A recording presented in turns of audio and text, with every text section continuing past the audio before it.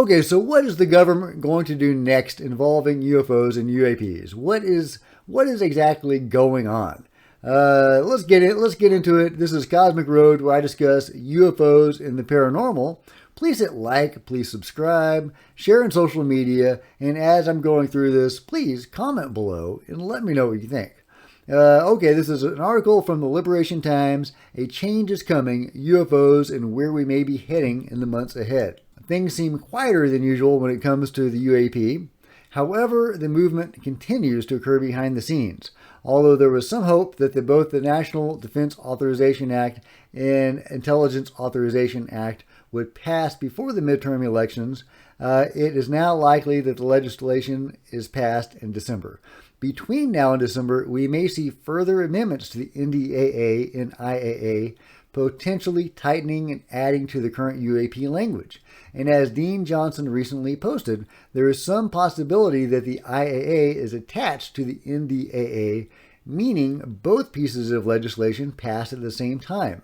As for midterm races, Democrats are slightly favored to retain the Senate, whilst Republicans are slightly favored to win the House.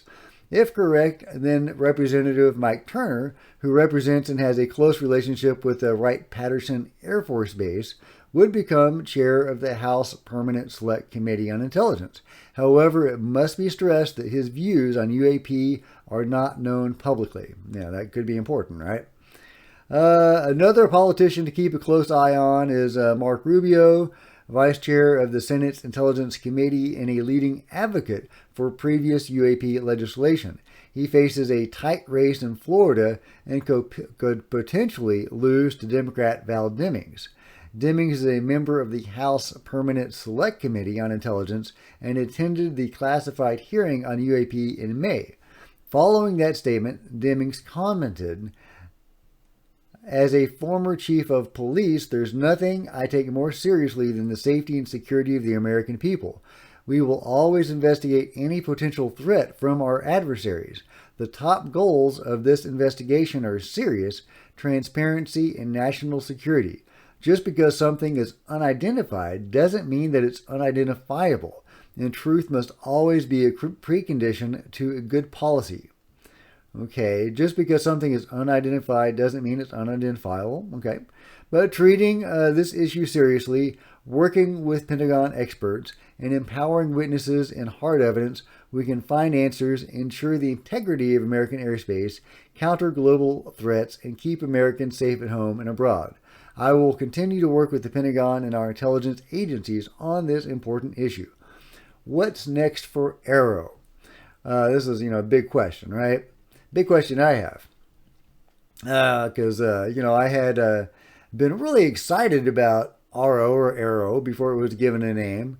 All this came together through sheer force of public will and pressure, and actually getting the government interested in that. And a lot of props has to go to TTSA and people like Chris Mellon and Ryan Graves. And but hats off to everybody involved for the creation of this. But then it seems to have been subverted, at least AIMSONG and the UAP task force to some extent, by the powers that be that are invested in suppressing this information. So I'm very curious to see if there's a change coming. So that's what I'm looking to see with the changes. That's what I'm hoping to see. What's next for AARO? Liberation Times understands that any expected public report in October from the DoD-led UAP office, named the All-Domain Anomaly Resolution Office, AARO, may be hugely underwhelming. Some sources have also raised the possibility of the report being delayed due to AARO's lack of resources for most of 2022. The fate of AARO's Twitter page, which has remained inactive since July, may be called into question soon. If legislation in its current form passes in December, the name AARO will be scrapped and replaced with the Unidentified Aerospace Undersea Phenomena Joint Program Office, UAP-JPO.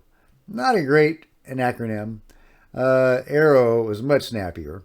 And if that occurs, it is quite possible that the Twitter page is deleted or possibly renamed. The IAA in its current form would also create a core group consisting of representatives from CIA, NSA, etc., various places. If enacted in its current form, it will be difficult for any of the above organizations to retain distance from the issue of UAP. Okay, well, that is really interesting. I like that. Former ATIP director Lou Elizondo, who has confirmed to be advising Space Force on classified topics. And a lot of people don't like that he's advising Space Force. They're saying, oh, well, that proves all along he was, a plant or something. I don't see it that way. He's obviously a leading voice in this whole deal. And he has worked with the government for a long time. Why wouldn't he advise them?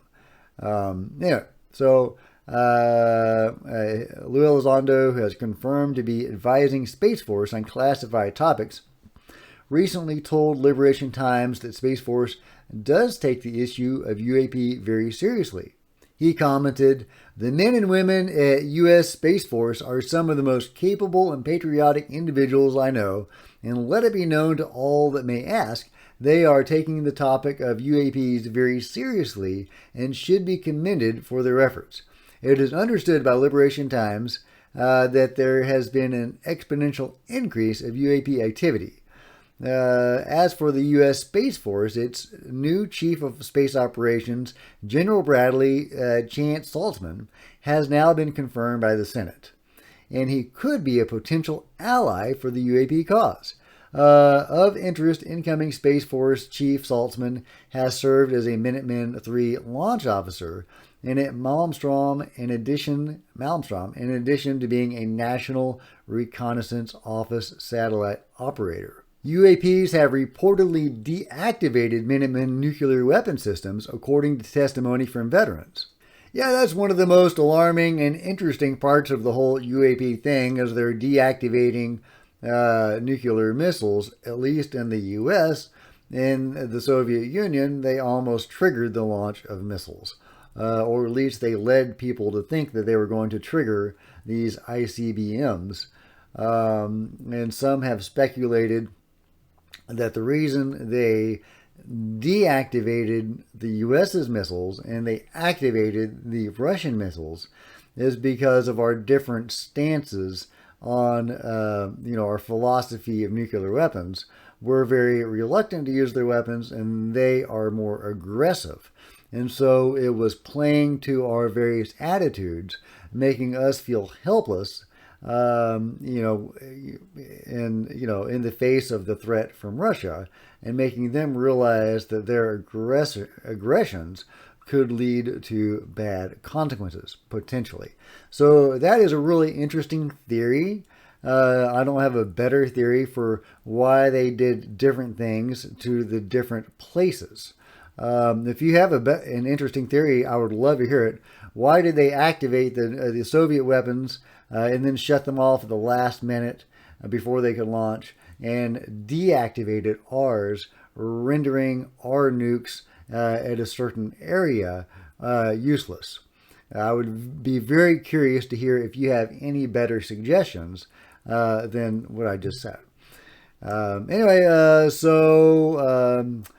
Yep. All right. So that's about it from the article, but there are changes coming in the government and their handling of the UAP topic.